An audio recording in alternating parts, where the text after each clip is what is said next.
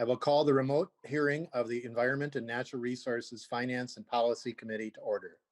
Today is January 28th, 2021. This meeting is held in accordance with Rule 10.01, which was passed and allows for remote hearings. All remote hearings are recorded and live streamed by House Public Information. The clerk will take the attendance by roll to establish a quorum. Adam? Hanson, Rick. Hanson, Rick, present. Hanson, present. Waslewick, Amy. Waslewick, present. Waslewick, present. Heinzman, Josh. Heinzman, present.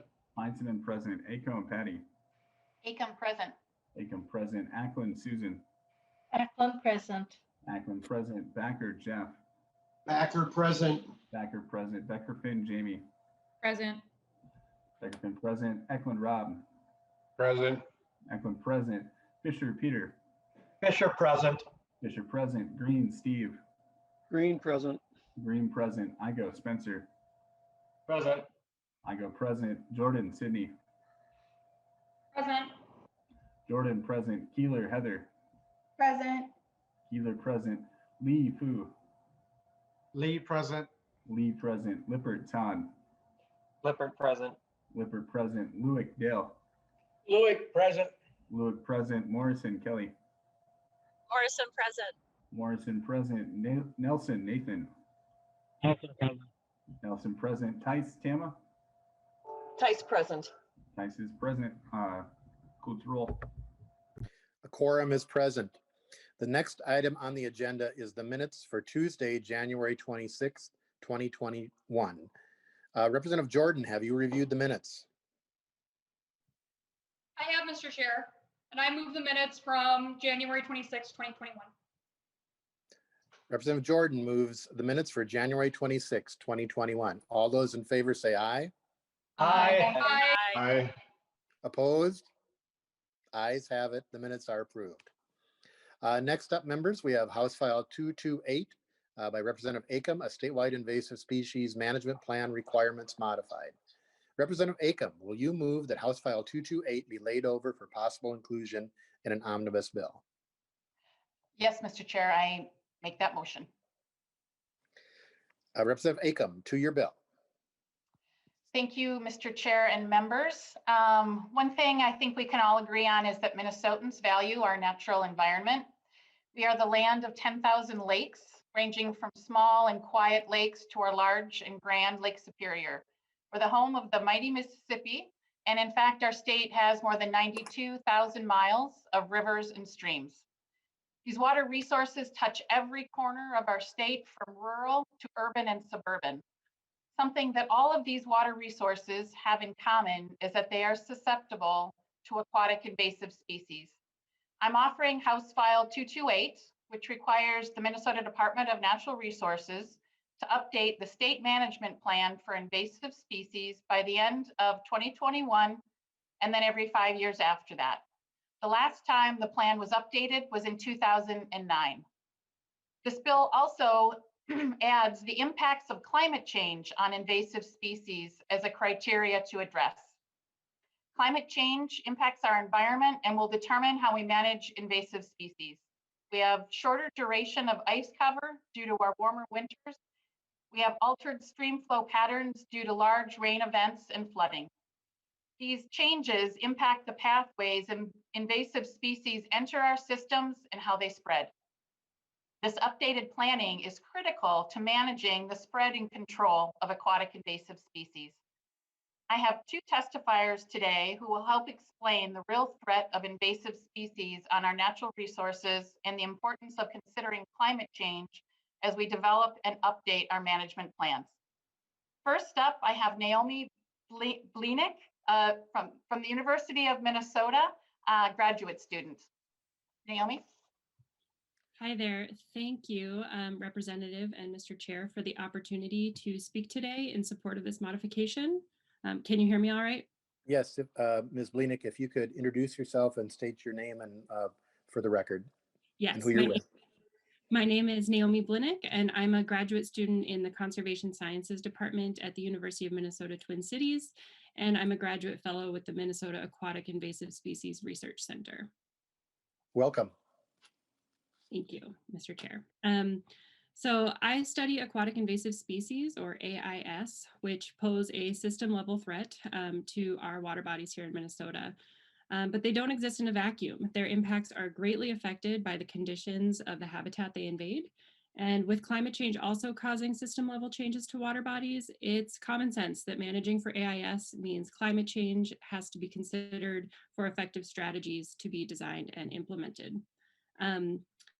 Before I moved to Minnesota, I lived in several Western states where the impacts of climate change have been ever present in my generation in the forms of extreme droughts and wildfires. And moving to Minnesota, I saw that the effects of climate change are pervasive here too, but often in ways with different visibility than in the West and those red skies that we saw all over the news. Instead, it's shifts in seasons and species distributions, changes to precipitation patterns, warmer winters, and reduced lake ice. And these signs of large-scale ecological shifts that have been set in motion are no less serious or insidious than their Western counterparts. And for my and subsequent generations, they will be the norms, not the exceptions. Young people care deeply that this issue is taken seriously and integrated into broader management to conserve the natural resources held in public trust. So I work specifically in lakes, and we know that lakes are changing at a rapid pace due to multiple stressors, including AIS and climate change. And those stressors interact to influence lakes in complex and dynamic ways. Lakes may become more or less suitable for certain AIS as they get warmer, and new invaders that we haven't yet seen will likely be able to establish under approaching climate conditions, especially if historically cold winter temperatures are what we're limiting them. Conditions will improve for some currently established AIS, supporting range expansions and/or dramatic increases in density and impacts. Warming and AIS can act as stress multipliers. So some examples of this are combined warming and increased water clarity from zebra mussels, increase the risk of UV damage and thermal stress to fish. Also, reduced snow covers on lake ice and shifting growing seasons will change the current competition dynamics among invasive and native aquatic plants. So our lab's work is focused on understanding lake responses to AIS and climate change, predicting potential future conditions, and identifying pathways for adapting to those changes. My research looks specifically at the mechanisms by which zebra mussels are changing food webs in Minnesota's walleye lakes. And this understanding will be even more important as the climate continues to warm and walleye's required cool water habitat shrinks, compounding the stress from zebra mussel-induced prey reduction and increased water clarity. So in short, they're getting squeezed out of their habitat and from multiple directions in lakes with zebra mussels due to the interactions between these two stressors. Other projects in our lab include quantifying fish responses to warming, predicting how other AIS like Eurasian water milfoil will respond to future climate conditions, and quantifying the increased rate of lake ice loss in recent decades. So there's a wealth of research on AIS and climate change from groups like mine, the Aquatic Invasive Research Species Research Center, and countless others that stands ready to support management. This is an opportunity to set the DNR up for success in proactively managing these intertwining threats and adapting to changing conditions. We all stand to benefit from management being as informed and evidence-driven as possible. So again, it's common sense to include this language to ensure that the management plan is updated regularly and that climate change impacts are recognized as a key consideration in how the DNR manages AIS.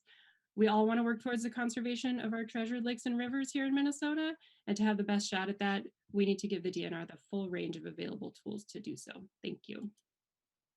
Thank you. Members, are there any questions for Ms. Blinick? Representative Green. Thank you, Mr. Chair. Ms. Blinick, you referenced some statistics as far as what you have found in the rivers and lakes. Do you have that data today, or is there a place I can access that? Ms. Blinick. Thank you, Mr. Chair. If you have a specific question about what statistics, I don't think I actually mentioned any particular statistics or numbers, but the information on all of these projects can be found at the website for the Minnesota Aquatic Invasive Species Research Center, where links to reports, published publications, and data are available. Representative Green, a follow-up? Maybe you could put that up on there because it's a little tough for me to write that down as far as the place and the link, but you did mention that you have found a lot of changes in the rivers and the lakes, and that there's impact from let's say zebra mussels on the walleye. So you did reference a lot of statistics, and also on the climate change stuff, as far as the floods and whatever else. I just like to know where you got it. I mean, it's not really unusual to ask where the data comes from that you're referencing. Certainly. Ms. Well, Blinick. thank you, Mr. Chair. Certainly, the data about the zebra mussel impacts to walleye is my current master's research project, which I've spent the last nearly 2 years working on. And the premise for that project comes from a prior project by my advisor who did find, I can share the link, I'll get the link in the chat, but there's a published paper, peer-reviewed, finding that in Minnesota's largest walleye lakes, lakes with zebra mussels had significantly lower success of walleye in their first year of life.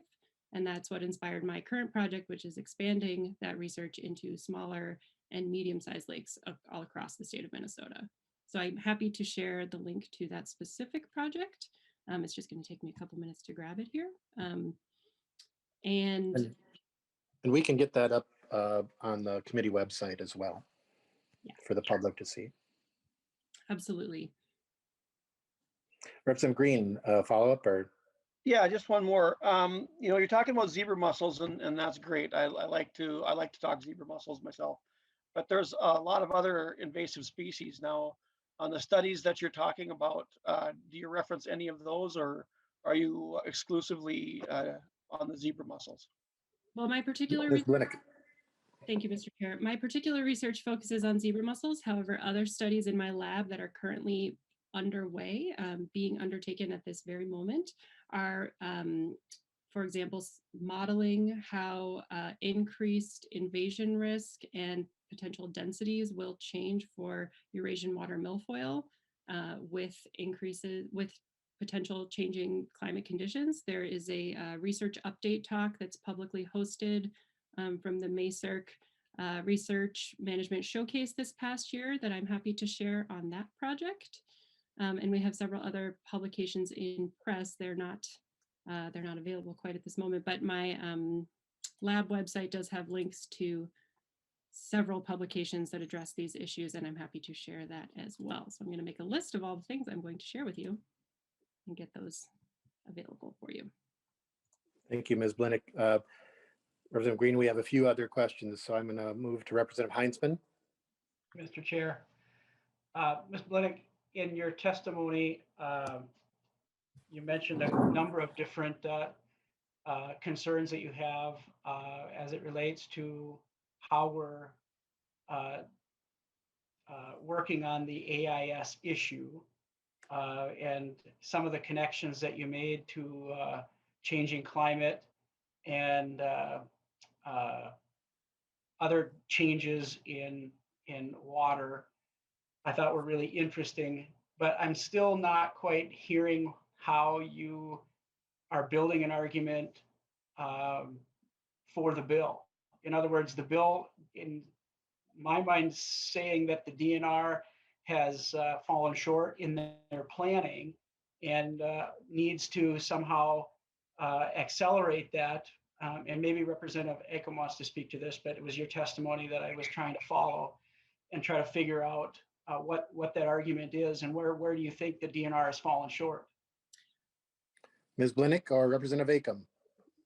How about, can I just maybe comment on that? Thank you for the question, Representative Heinzman. And I think that when you look at the management plan that the DNR currently was last updated in 2009, and the things that they looked at, climate change was not amongst them. And we are seeing today in our state impacts from climate change, and they're certainly impacting our aquatic resources. And both in what I stated earlier, as well as what Ms. Blinick referred to, that presents itself in larger rainfall events, in less times of ice in the winter.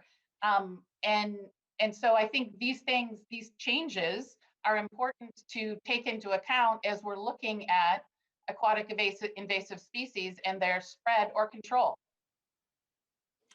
Representative Heinzman is. Yes, thank you, Mr. Chair. I do have a follow-up.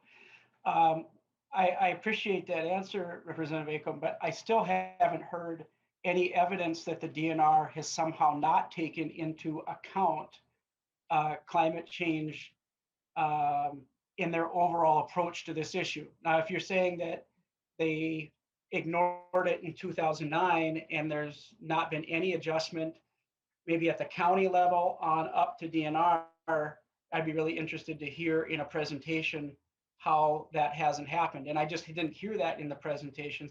So that's why I was giving Ms. Blinick an opportunity to respond. Mr. Chair, if I may. Representative Acomb. I'm not trying to say that the DNR isn't addressing climate change in their management. I think it's not been included in the management plan that was last released in 2009. And so this plan is a collaborative, coordinated effort that is done with many other agencies and jurisdictions. And so in order for it, and it takes time to do it and input. And so they haven't done it since 2009. I think that we all can agree that management plans need to be updated on a regular basis. And so I think the two modifications that are made to the bill are addressing two different things. One is that it needs to be updated regularly. And the other is that when it is updated, it needs to include climate change. Representative Heinzman. We'll move on to Representative Eklund. Thank you, Mr. Chair, and Ms. Blinick, thank you for the work that you do on this. Mine's a pretty basic question. I don't know if you guys are tracking these numbers, but a lot of our counties have used their existing AIS funding and they've turned it over to lake associations and other things to purchase boats and cleaning stations and that sort of thing. Is there any data being collected that shows whether these things are effective? I think they're working well in some areas, but I especially wonder on our big lakes that have a lot of multiple accesses. Ms. Blinick.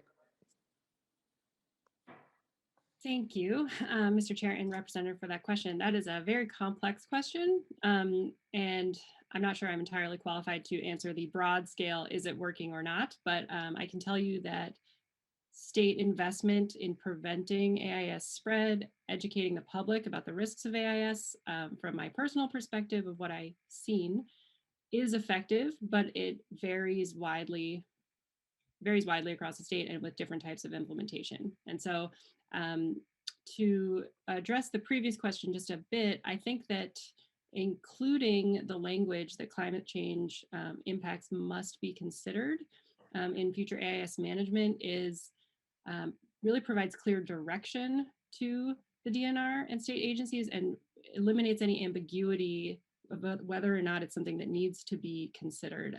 There is a good study. I don't want to download it right now because I don't want to mess with my internet connection, but there's a great recent study about how state and federal managers, while they agree that climate change is a big risk, they very rarely address it. And part of that issue is that there's ambiguity on whether or not they should and how they should. And so I think providing this clear direction would be a great benefit both to the on-the-ground managers and the stakeholders. But yeah, I think that the AIS prevention measures that are currently happening are certainly making a big impact, and there's always room for improvement. Representative Eklund. Chair. No, that's good, Mr. Chair. Thank you. Representative Jordan. Thank you, Mr. Chair. And thank you for your testimony today, Ms. Blinick. This is really pretty fascinating. One of the questions I have is, can you describe a little bit about your lab and how you integrate field work into your lab? We have a lot of lakes, and we have, I'm sure you, so I will also just say, I have a number of ichthyologists in my family, and I think they all got into it for the field work aspect. So can you talk a little bit about how you conduct field work and what those scientific processes look like when they meet your lab? Thank you. Yes, certainly. Go ahead. So sorry. Thank you, Mr. Chair. Thank you, Representative, for the question. I'm happy to answer that. I have a field background before coming to graduate school, and I came to this project specifically because there was a heavy fieldwork component. But my lab actually has both fieldwork components and very heavy statistical predictive modeling components. And so we're made up of people with all sorts of skills and backgrounds to accomplish both of those goals. So for my project specifically, the fieldwork requires, we've visited 14 lakes in the last 2 summers to get a broad sample for this zebra mussel walleye food web impact study. And it involves sampling from the top to bottom of food webs in lakes. So plankton samples, searching along the shoreline for insects, aquatic insects. We sampled juvenile and shoreline fish, and then we work with the DNR to capitalize on their gillnet surveys throughout the summer. So we're really getting every section of that food web. There are other studies in the pipeline that will be looking at environmental DNA techniques, and so that will involve collecting filtered water samples from lakes. And there's other things coming in the pipeline, but my lab is actually fairly new. It's Dr. Gretchen Hansen's lab, and we are new at the University of Minnesota as of just about 2 years ago. So we are establishing how we do different kinds of work, but yes, there is definitely a field components. And then once we have all that field work accomplished, there's a lot of lab work to analyze all of our samples, and then some pretty heavy statistical modeling as well. Representative Jordan. Thank you, Mr. Chair.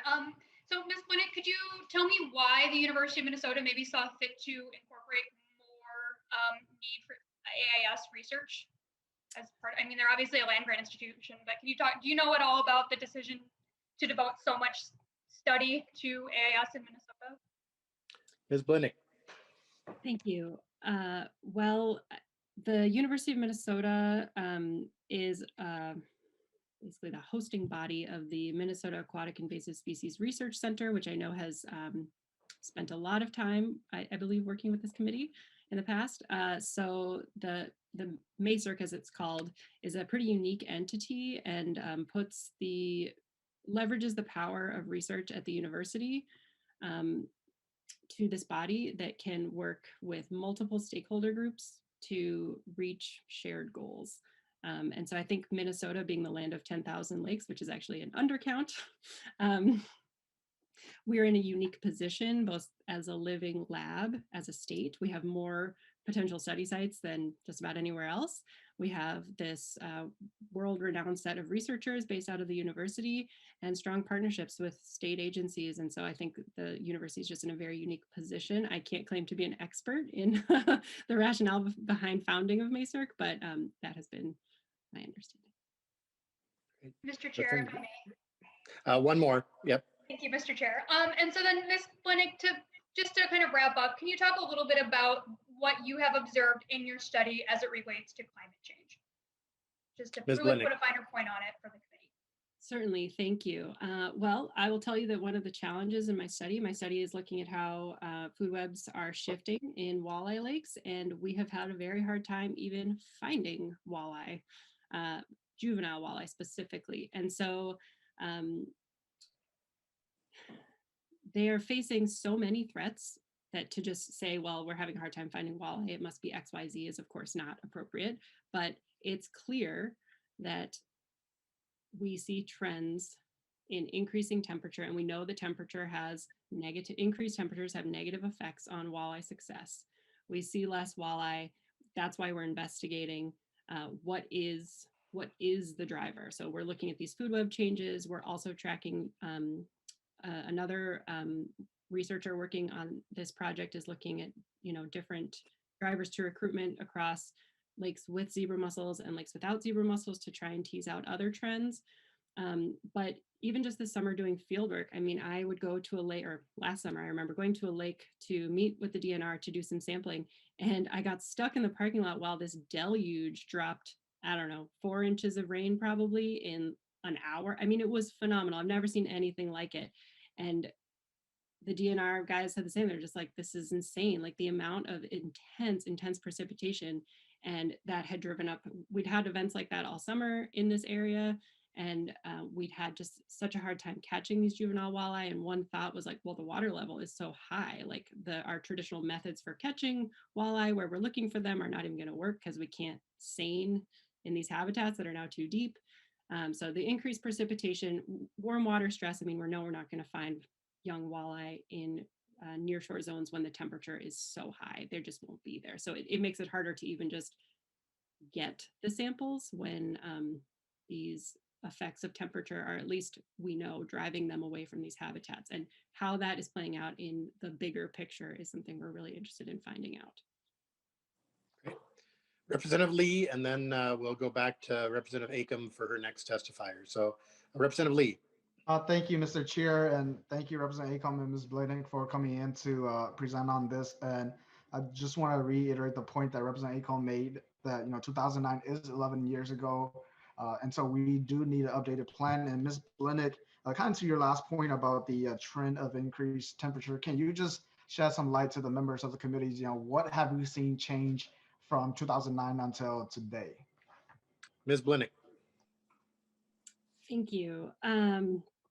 Well, we have seen generalized increases in temperature. I can say specifically in Minnesota, we're seeing the very large increases in winter temperatures, which are leading to reduced lake ice, which has some pretty wide-ranging impacts on winter ecology in lakes. We know that this also leads to increased UV radiation to fish, like I mentioned, and that decreases fitness of young fish. I can't say specifically from a place of authority what has changed specifically between 2009 and now, but I think from a general stance, I think what we see is a more serious attitude towards making sure that we're considering all the changes in our systems. The trend is shifting towards taking a more holistic view of how ecosystems are changing. We can't just look at one single piece of the puzzle. We need to be looking at everything from a more comprehensive stance to make sure that we're not missing important things. I mean, if we're just looking at one little corner of the picture over here and trying to figure out what's going on, while there's huge system-wide changes happening over on the other side of the picture, we won't be well equipped to manage what we're seeing now, anticipate what's going to happen in the future, and adapt to those future changes. Representative Lee. Thank you, Mr. Chair. Representative Heinzman, I'd like to at least get the next testifier in, and then maybe we'll take questions for both. So if that's okay. I had a question for you, Mr. Chair. If you had just a chance to quickly take it, that'd be great. Yep. I'll wait till after you're finished here. Okay. Representative Acomb, if you'd like to introduce your next testifier. Thank you, Mr. Chair. Next, I have Jeff Forrester with the Lake and River Advocates. Mr. Forrester, welcome. Yes, Mr. Chair and members of the committee, my name is Jeff Forrester. I'm Executive Director of Minnesota Lakes and Rivers Advocates. And I'd like to thank Representative Acomb for bringing this bill forward. We support the bill for two primary reasons. Since 2009, a lot has changed.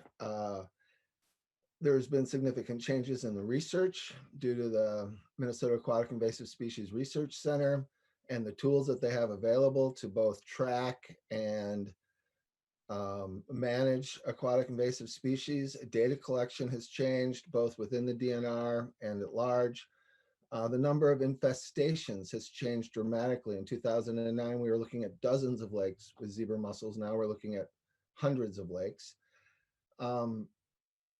The funding mechanisms have changed with the advent of the county AIS prevention aid in 2014. And we have new species. We have starry stonewort, which didn't exist in the state in 2009. And one of the things that I see kind of over time is, I think early on there was a emphasis on preservation, on preserving what we have. That I think is over.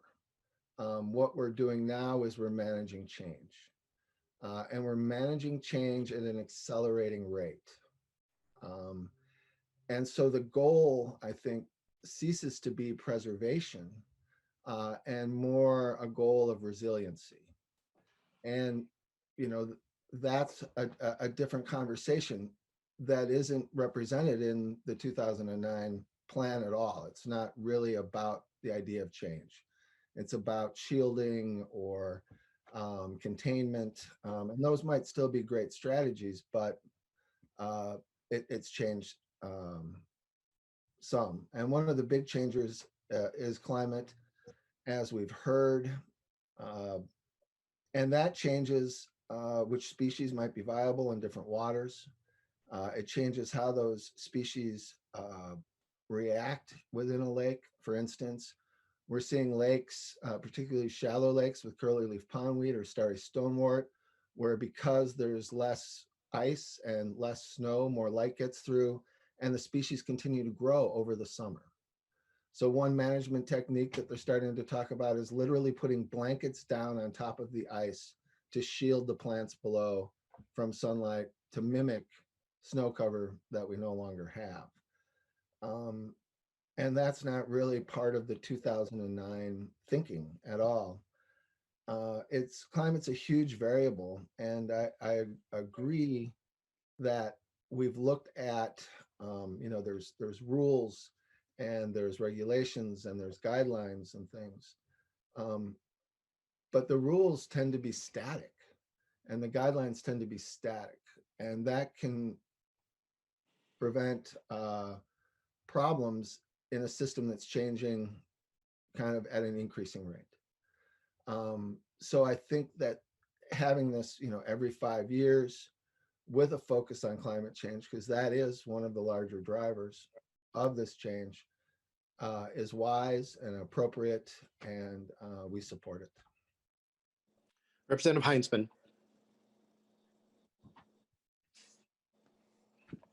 Thank you, Mr. Chair. I see that Bob Meyer is here today, and we're hearing quite a lot of testimony suggesting that DNR doesn't take into account climate change in any of their work around this issue and around AIS. So I'm hoping that he would have an opportunity to testify. I'd like to hear specifically from him if I could, but if there's somebody else from DNR that would like to chime in, that would be fine. Okay. Are there any other questions for Mr. Forrester?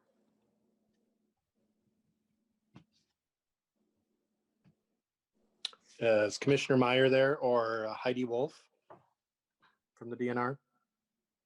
Mr. Chairman, Bob Meyer, Assistant Commissioner, Department of Natural Resources. We did have the opportunity yesterday to meet with Representative Acomb and talk with her about her bill, about what this plan is used for and how it's tied to hundreds of thousands of dollars of federal funding, and it needs federal approval. And it's really a living plan. I would like to have Heidi Wolf talk about those issues and some of the other ideas we might have to address this. We deal with climate change on a daily basis. We talked with you, and you'll see a piece in the governor's budget dealing with many different pieces of climate change. For the DNR, it's reforestation, planting trees, and carbon sequestration. But climate change is real. We understand that, and we deal with it every day. And Heidi can also explain how the current plan actually contains climate change information with that. So, Mr. Chairman, I'd like to turn it over to Heidi if I could.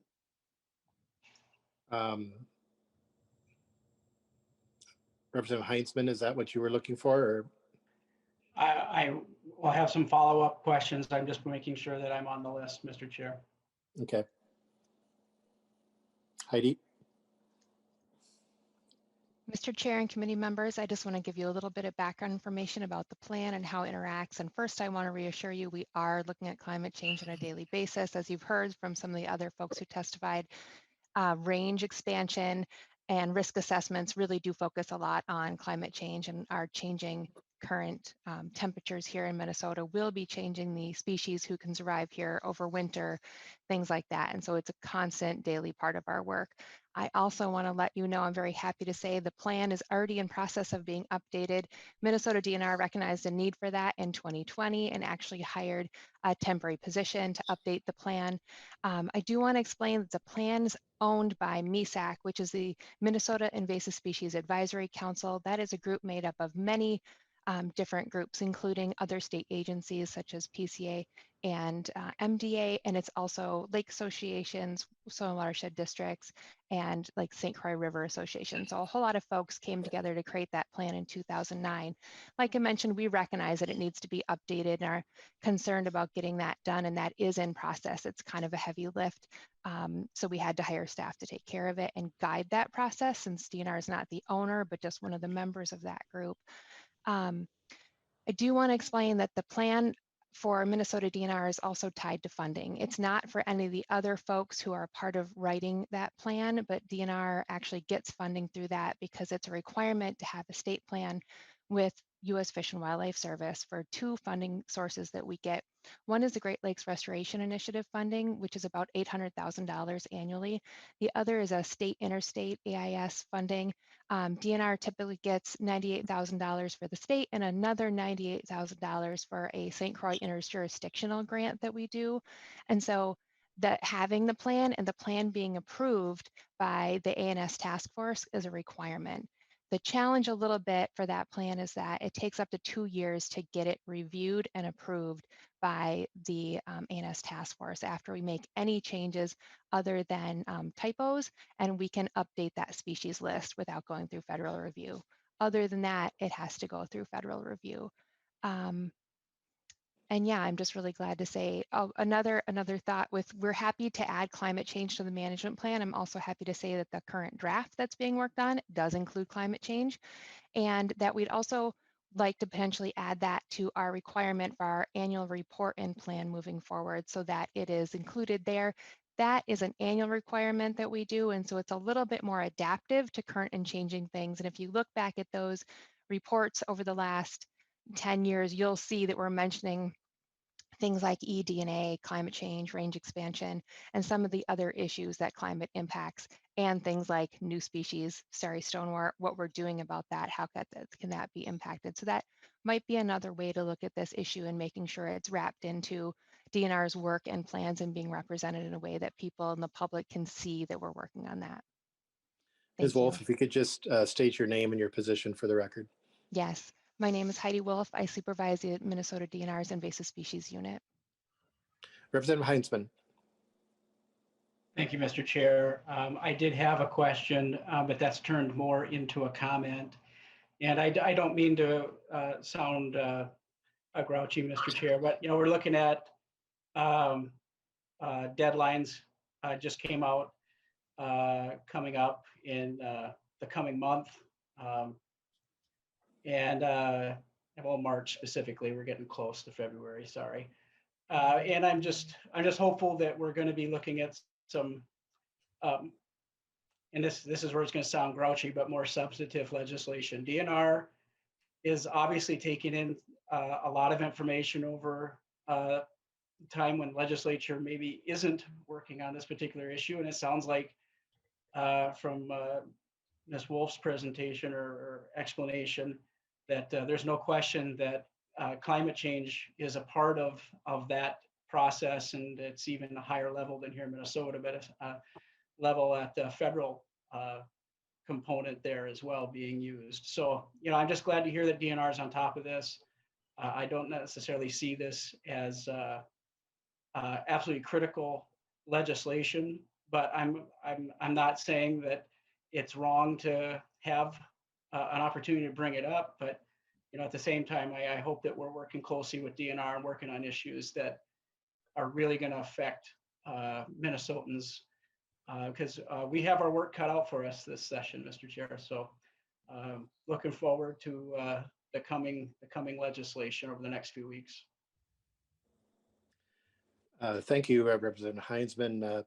I think if you compared to any of the other committees, we've probably passed more bills through our committee than I think any others at this point in time. But the point here is that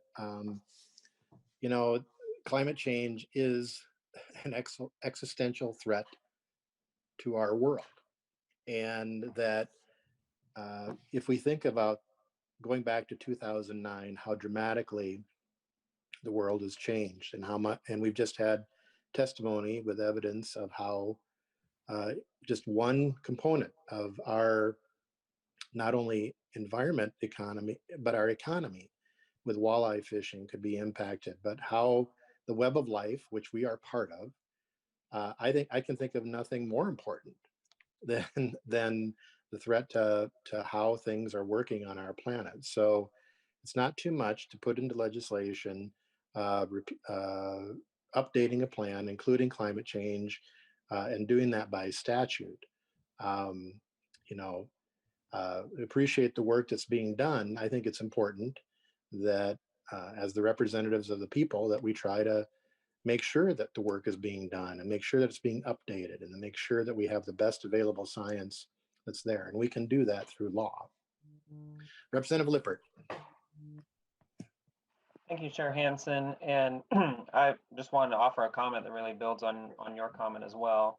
I want to thank Representative Acomb for bringing this bill forward. I think it's especially timely. We just had an article in the Star Tribune today that talked about Lake Superior not icing over in the way that it has in the past and the way that could affect invasive species or algae blooms in Lake Superior. And this is incredibly substantive. This is, climate change is an existential threat. It's clear that our statute needs to catch up with the reality of climate change. And it's great that our agencies are tackling climate change, but making sure that our statute is directing them to will allow them to deepen that work. It will reinforce that work and allow us to accelerate our response, which is what we need to do to be able to offer a livable planet to our children and grandchildren. So I just want to thank Representative Acomb for this work. I think it's central to the work of this committee, and I think this will be a good step forward for us. Representative Green, then Representative Backer, and then Representative Morrison, and then we'll have to wrap it up because we have some agencies that want to give us some information. So, Okay, Representative thank you, Green. Mr. Chair. My question is for the DNR, and whether Mr. Myers or Ms. Wolf wants to answer this is up to them. But given the fact that it sounds like if this bill passes, to update this plan will take at least 2 years just to update it. Every time you want to update it, by the time you get through the process with the federal agencies and whatever they are that you have to go through, that you already seem to be doing these things aside, and we're in the middle of a hiring freeze. Aside from adding some more people to do this, how will this change what you're doing already today? Commissioner Meyer. Mr. Chairman, members, thank you. We had a great discussion with the author yesterday just about that exactly, and the 5-year time frame and how it fits in with the federal issues.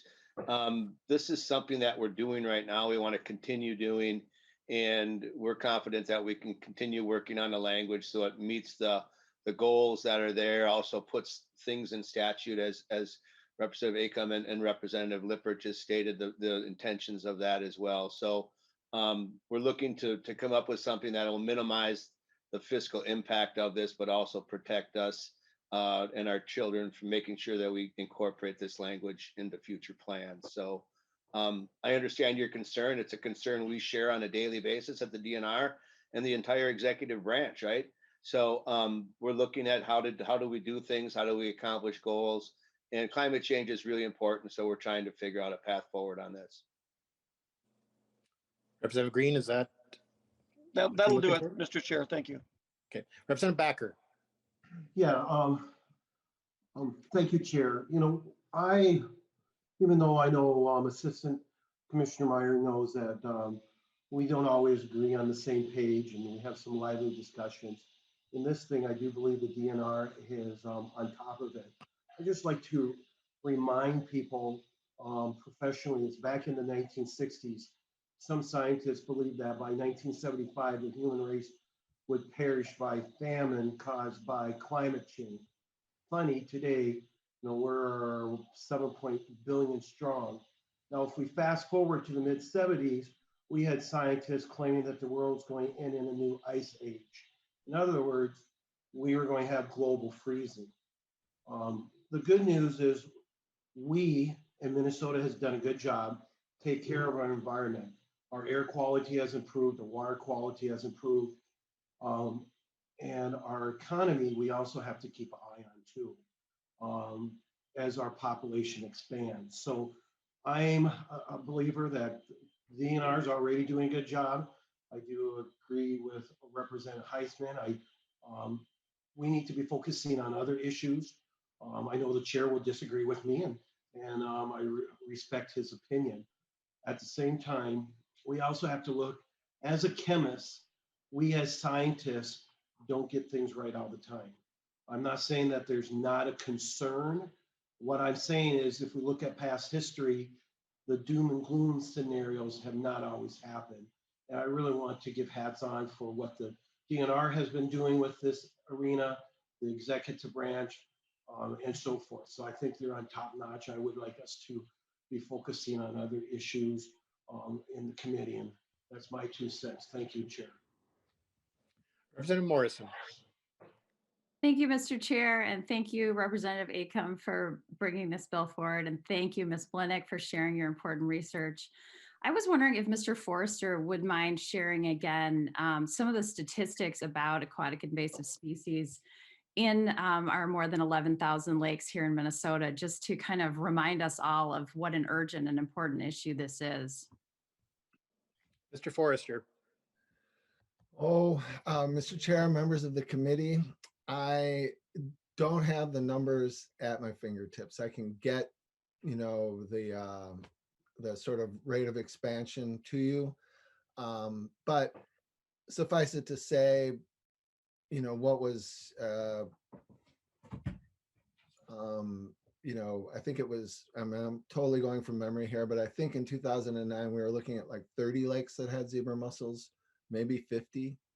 And I believe the last number we saw, Heidi would probably know this, would be closer to 400.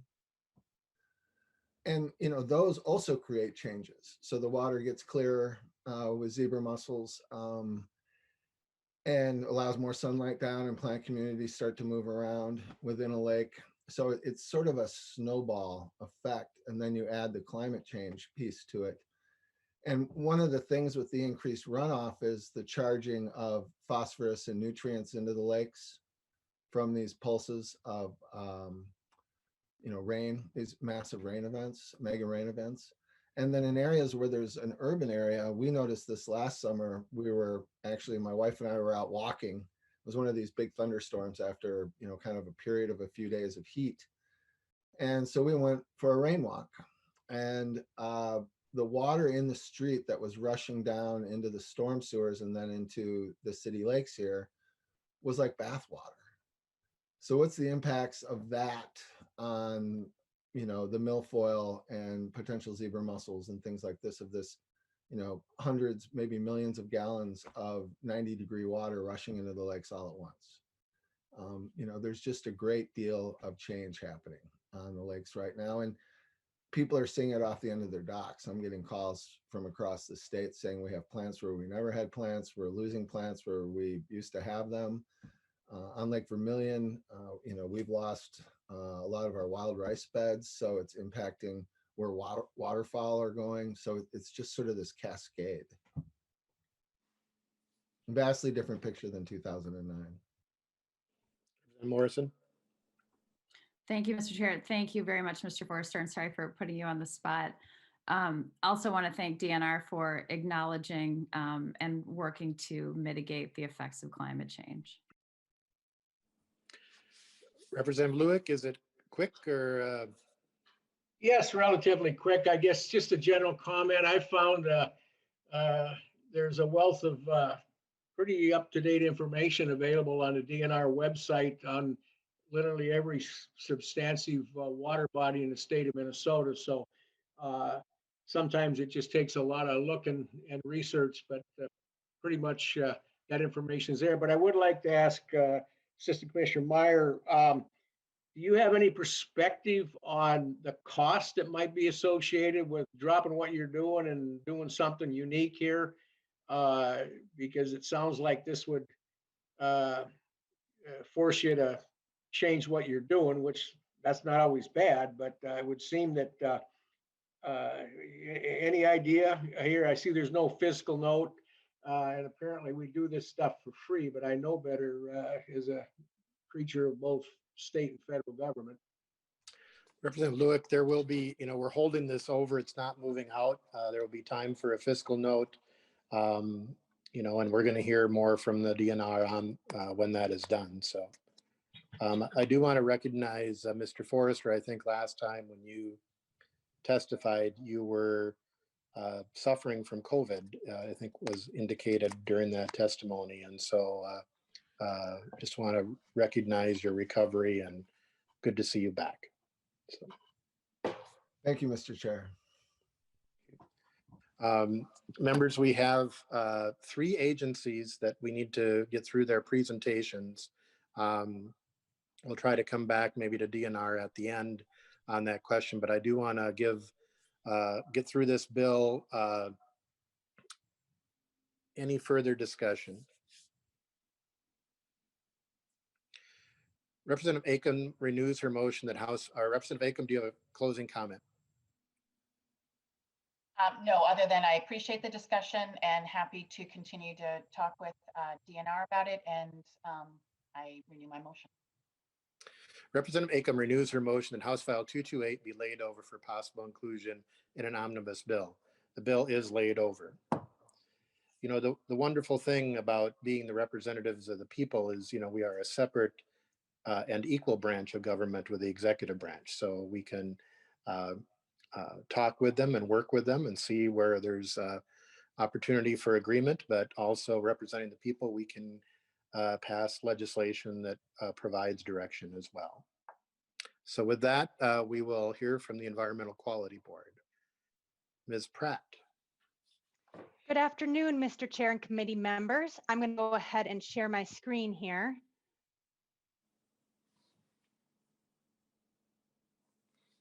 Mr. Chair, please let me know if you're able to see that. I can see it. Other members? Proceed. Great, thank you. State your name and position for the record, Ms. Pratt. Thank you. My name is Katie Pratt, Executive Director of the Environmental Quality Board, and thank you very much for the opportunity to present today on behalf of the board.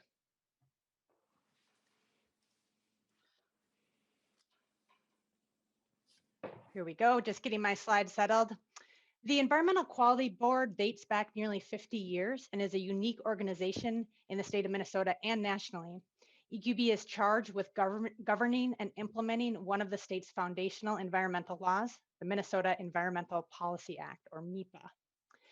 The board consists of 9 state agency leaders, 8 public members, and is currently chaired by Minnesota Pollution Control Agency Commissioner Laura Bishop. We have a staff team of 9, and the recommended budget for the next biennium is $2.6 million. Of that, about 85% is general fund and 15% is environmental fund. This is a continuation of our current funding level. And you can see there from the pie chart that the expenses break down. About 70% goes towards salaries and benefits. About a quarter is shared expenses with the MPCA for things like IT, human resources, and office space. And the remainder of the budget is for Attorney General expenses and other expenses. EQB's work falls into 3 buckets. First, we have oversight over Minnesota's environmental review program. Second, we work across agencies to address critical and emerging environmental issues as well as policy development. And then finally, we serve as a forum for public engagement. In the following slides, I'll give just a few highlights from our work in each of these areas.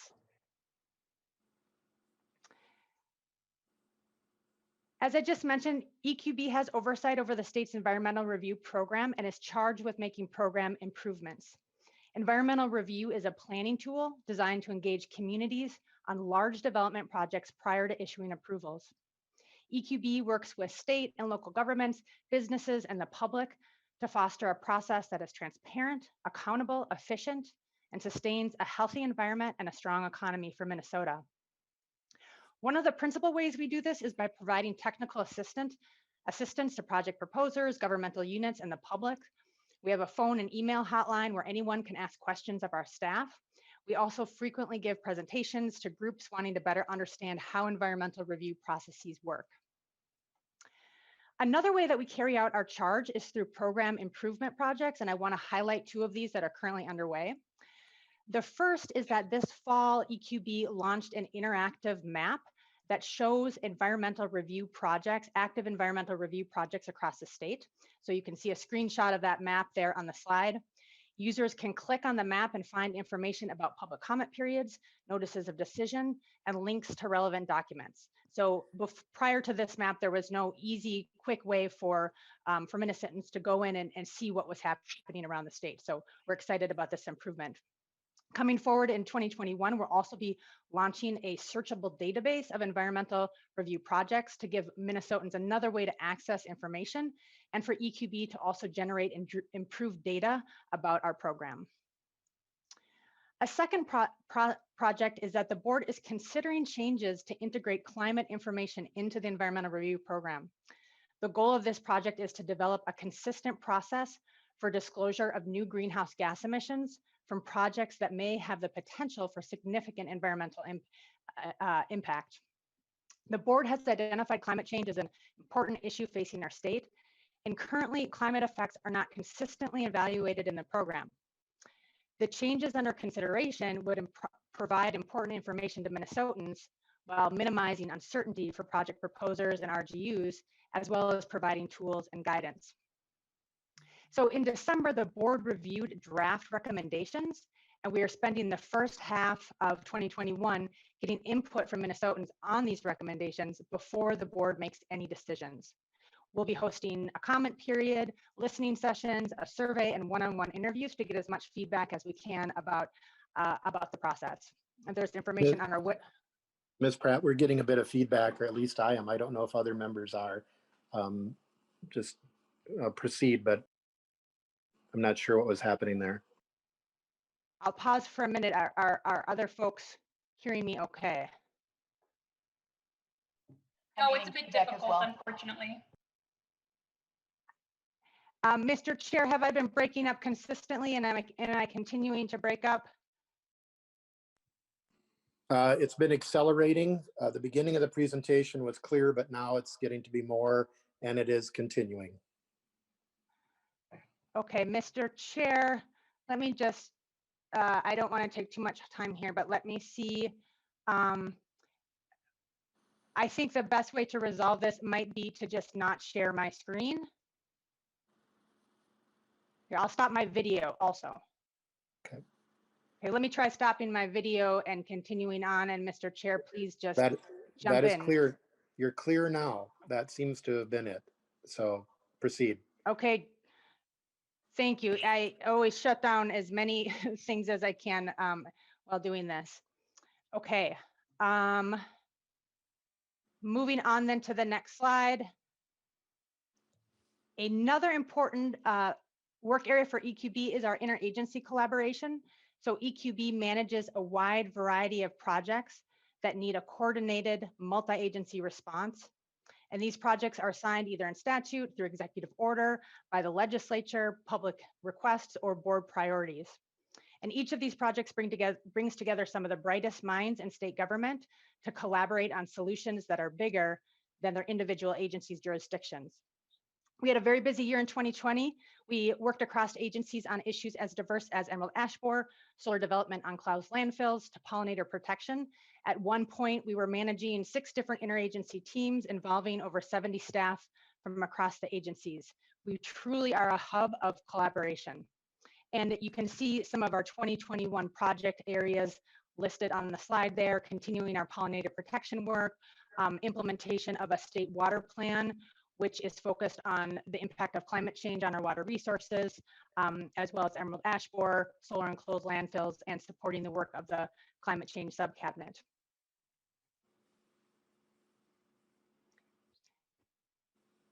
And finally, public engagement is fundamental to EQB. We make our best decisions on the environment when we have opportunities for the public to weigh in and when we represent broad interests across the state. Our public board members are a unique asset in this regard. They bring perspectives from their communities and their areas of expertise to board discussions and decisions. In 2020, we reached over 3,800 Minnesotans through in-person and virtual meetings and events, webinars, surveys, and one-on-one conversations. In 2021, our board has a particular interest in expanding conversations about environmental policies and programs in Minnesota, programs to more Minnesotans from around the state and across sectors and of diverse backgrounds and experiences. And with that, thank you for your time today, and I will stand by for questions. Great. We have a couple questions. Representative Lippert and then Representative Heinzman. Representative Lippert. Thank you, Mr. Chair, and thank you, Ms. Pratt, for the presentation.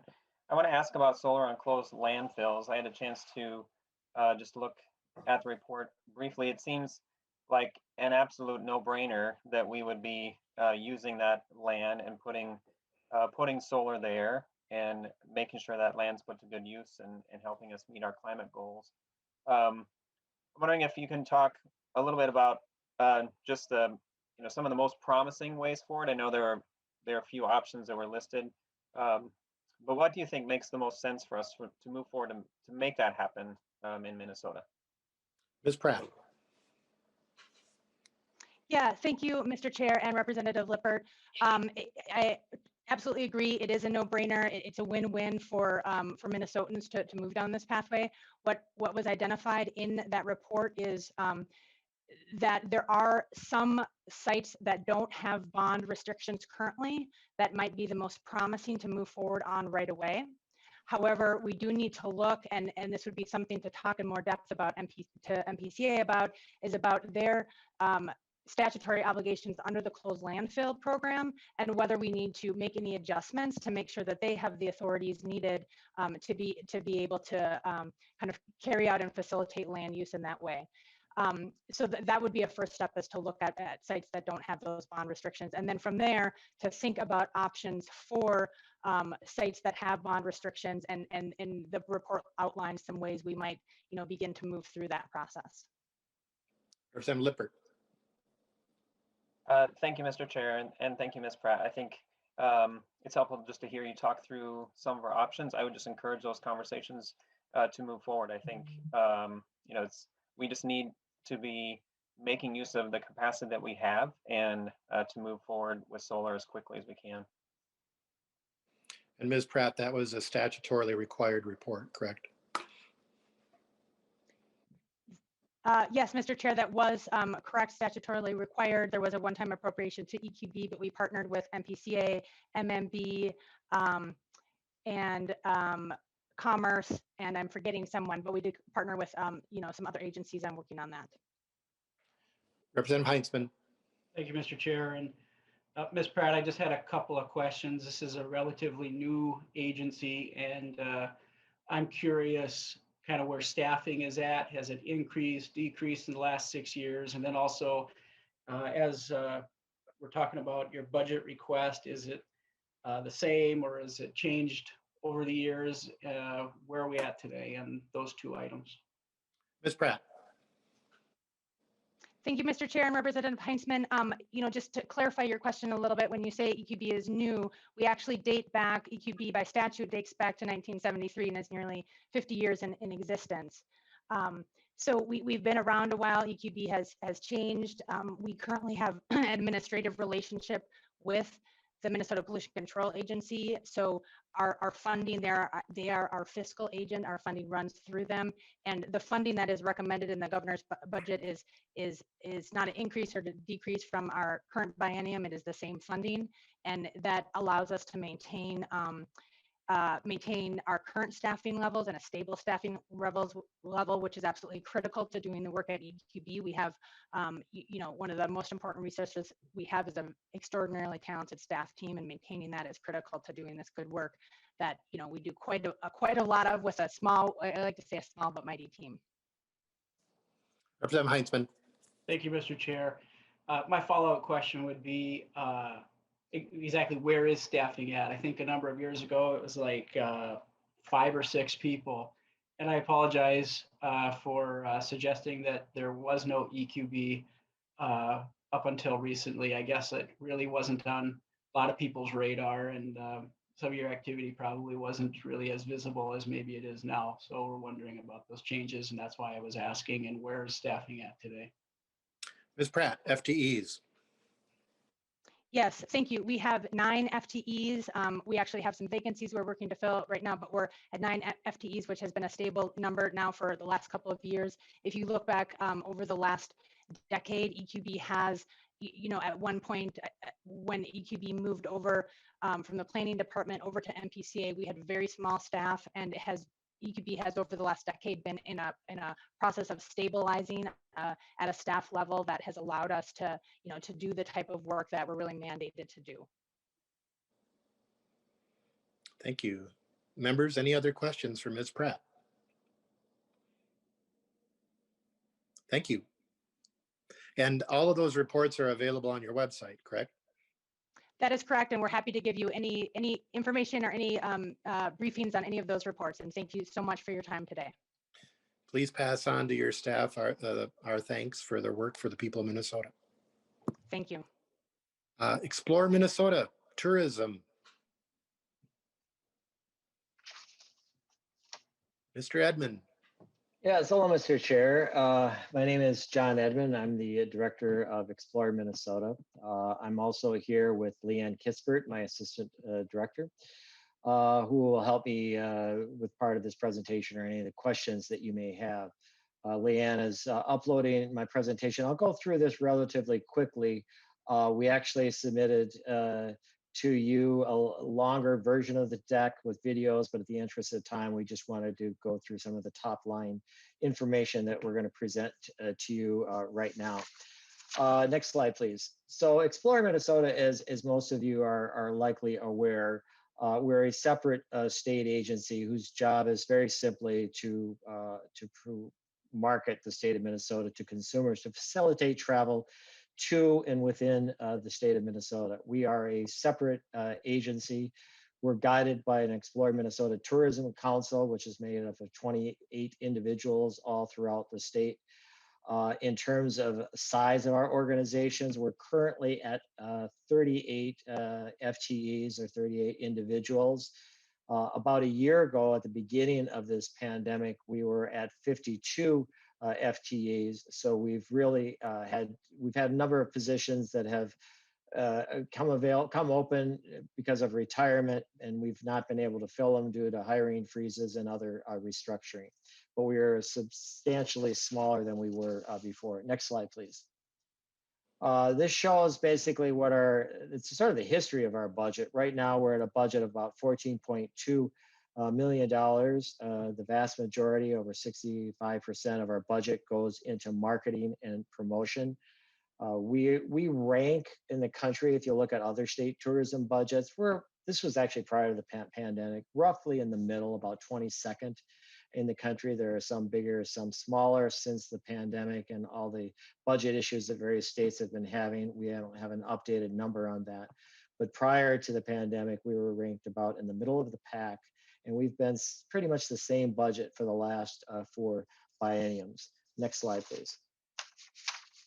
This is actually from our strategic plan, and this was, again, prior to the pandemic. First of all, tourism in Minnesota is a $16 billion industry across the state of Minnesota. That's in terms of sales in the leisure and hospitality industry. We generate about $1 billion in state taxes and 275,000 jobs.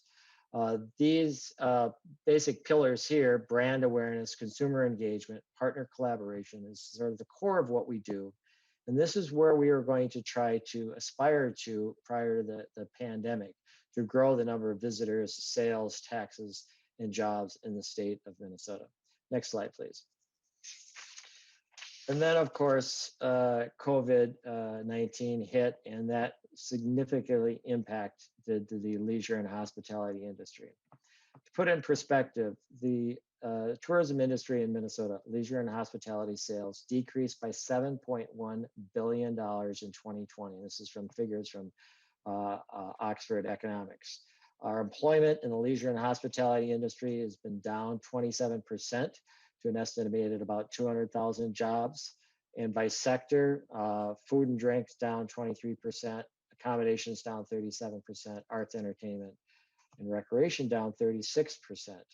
Statewide occupancy rate this last year was down about 42%, with Minneapolis, St. Paul being the hardest area hit with a decreased occupancy of 52%.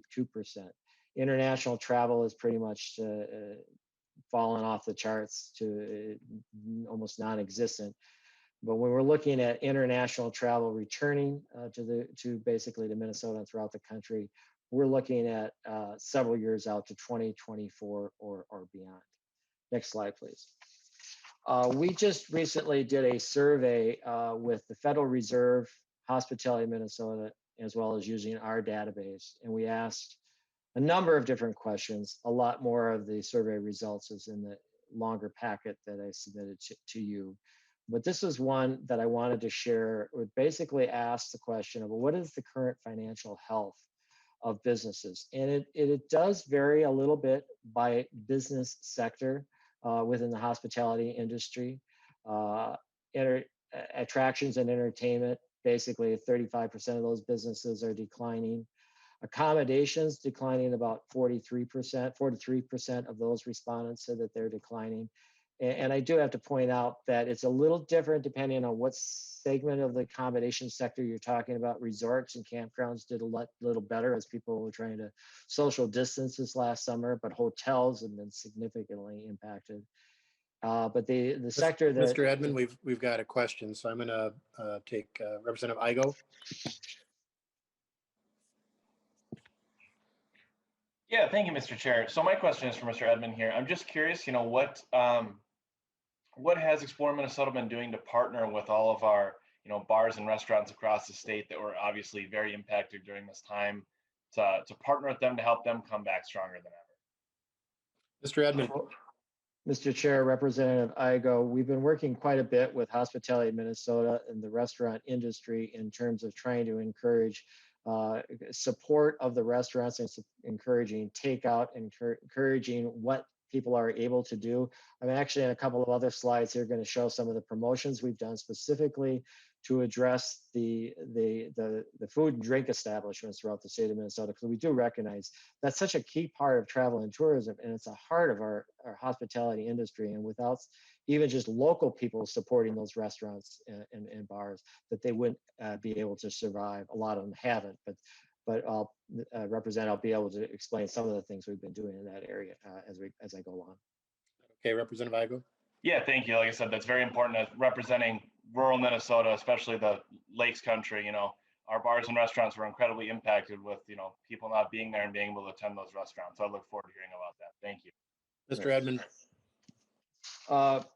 Next slide, please. Mr. Chairman, one of the things that we were able to do, we were a little bit later and able to getting out into some of our messaging to potential consumers in Minnesota and surrounding states earlier this year. We did this campaign a little bit later into the spring, summer season, which was really an aspirational message. It was a message of hope. And basically it was telling folks, it was focused primarily on Minnesotans, we'll see you soon. Maybe you're not going to be able to travel the way that you'd like to, but we have a great product in the state of Minnesota, and we want them to consider traveling at the point that they are able when protocols open up and things change. So you'll be able to see that spot later on as you look through the deck. Next slide, please.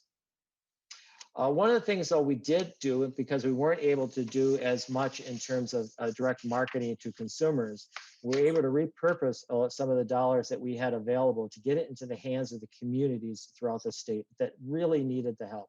When I say communities, I'm referring to a lot of the destination marketing organizations throughout the state.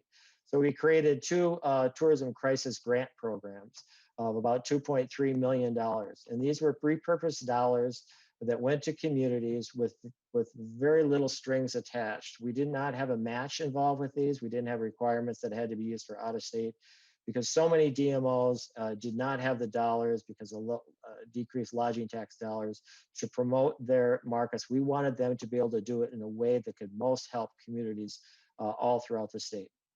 Next slide, please.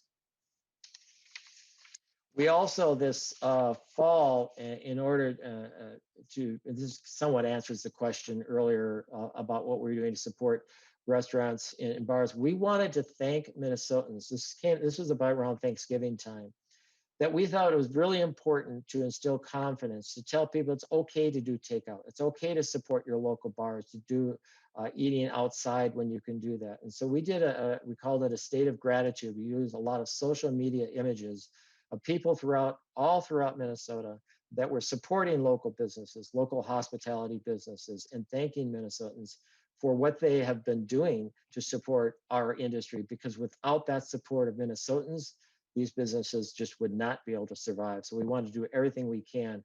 Normally we try to bring non-resident dollars into the state, but right now we had to keep Minnesotans supporting, keeping hospitality strong. Next slide, please. To the question of the governor's budget. The governor's budget proposed $14.2 million for fiscal year 2022, $14.4 million for fiscal year 23.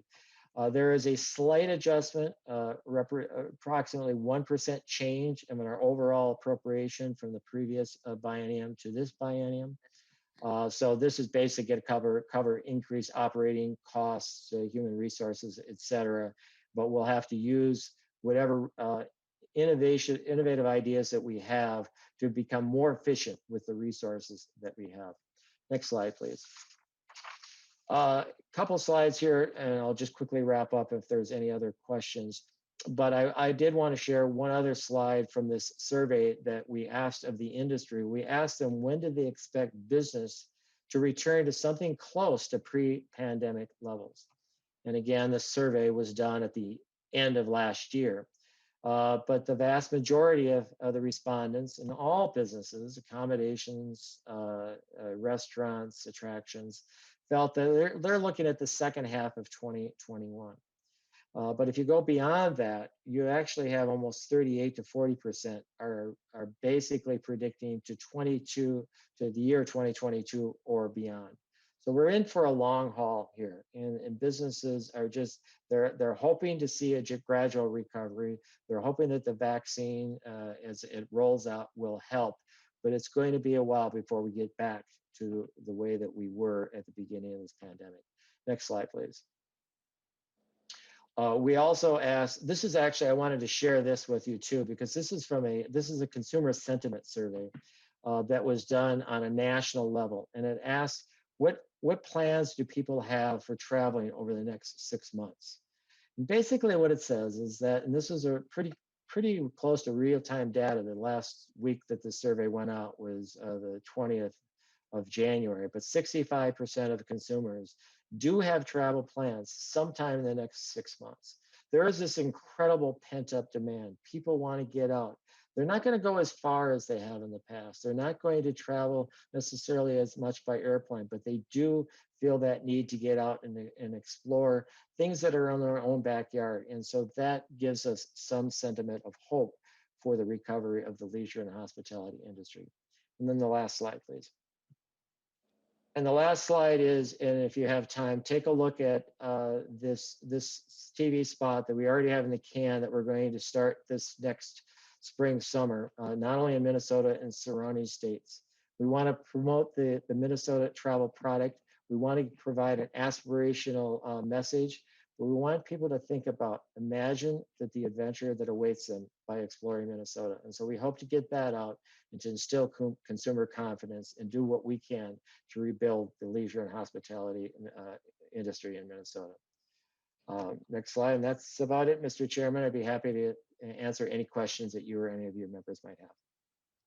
Thank you, Mr. Edman. Do people in your profession, are they planning for this to be the roaring 20s once the pandemic is over? Well, Mr. Chair, I think that our industry is incredibly hopeful, but it's going, there is actually this pent up demand. I heard the phrase one time referred to as revenge travel. People just want to get out. They can't wait to get out and explore things in their own backyard, but it's going to depend on what segment of the industry you're talking about. I was at a meeting this morning regarding the group travel market. That's going to be a lot longer it's going to take a lot longer for that industry segment to come back, as well as international. That's probably one of the last things to come back. But there is a lot of hope on our industry's part for our industry to come back. It will be gradual, but I do firmly believe that our industry will bounce back. And it's just going to take a little while and not as fast as we might like. So members, we have a few questions here. I am going to defer the Met Council presentation till a later meeting because I think this is very important for us to do the Explore Minnesota tourism. And so we've got about 10 minutes here. So I've got Representative Heinzman, Representative Jordan, and then Representative Igo, and then Representative Becker-Finn. So Ms. Barras with the Met Council, I apologize, but we will get you in at a later date. Representative Heinzman. Thank you for the extra time with Explore Minnesota, Mr. Chair. I appreciate that. We're going to need some extra time also, of course, when other folks come to present. So thank you for that. John, I just want to start off by saying I really appreciate your work at the helm of Explore Minnesota Tourism. You have been really critical in your agency to Greater Minnesota and to tourism around the state. And I just want to thank you for all the work through the years and through this difficult time as well. I have a couple of questions because I am concerned. A number of subject areas in state government received from the governor's office in his budget some recommendations that were far above where they currently are. And I'm noticing that Explore Minnesota didn't receive that kind of support from the governor's office. And of course, Greater Minnesota really depends on that and the work that Explore does. And I'm going to tie it back to one of the slides that you showed that was trying to predict and get feedback from, I guess, more specifically from business owners in terms of what their predictions were for 2021. And, they seem very hopeful, as you put it. I agree. But of course, the governor is really the one deciding whether my restaurants and bars and other venues are going to be open. And I guess my question is, number one, about that budget request. I'm hoping that we see some positive numbers maybe over the course of session, change for the better. But also then, is the governor communicating with Explore and giving you an idea what to expect? Because businesses can guess all they want. But if the governor is there saying you're not going to open or you're going to be closed, that of course is a huge concern that they have. And, there's a lot of factors, I get that play into how the governor makes those decisions, but being hopeful is one thing. I would like to hear that the governor is talking to Explore and helping you message, because a lot of that business is going right across the border. Mr. Edman, and then I'm going to move quickly with each of the three hands that are still up. So Mr. Edman. Mr. Chair, Representative, thank you for those comments. I do know, as I think you do as well, that the governor does have some direct assistance in terms of small business grants to hospitality businesses. I think that was his way to help businesses really fill the hole, the need of what they have right now to operate. In terms of marketing, I think it's just a matter of the limited dollars that are available. Hopefully, if there are additional dollars that are available down the road, that we're able to do that to really focus on consumers, to get them to travel and to support our businesses again. We have been in discussion, particularly with Commissioner Grove. He's involved in several hospitality roundtables. I know he's hearing from the restaurant industry, from the convention industry, and from meetings and conventions, and taking a lot of that information back to the governor as he balances all of those inputs in trying to make his decisions. But at this point, I can't give you any. I know you weren't asking me this, Representative Heinzman. I can't give you insights into when those protocols might change, but we're making sure that he is aware of what the impact is of our industry and what the future is for travel in our state.